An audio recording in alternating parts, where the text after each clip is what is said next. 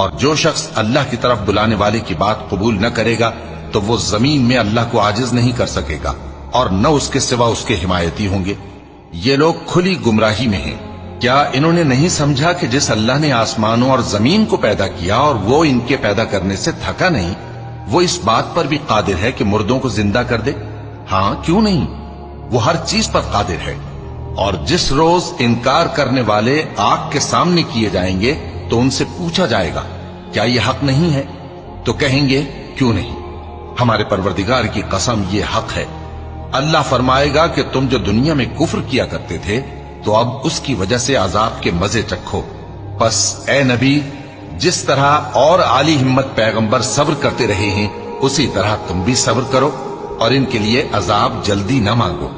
جس دن یہ اس چیز کو دیکھیں گے جس کا ان سے وعدہ کیا جاتا ہے تو یہ خیال کریں گے کہ گویا دنیا میں رہے ہی نہ تھے مگر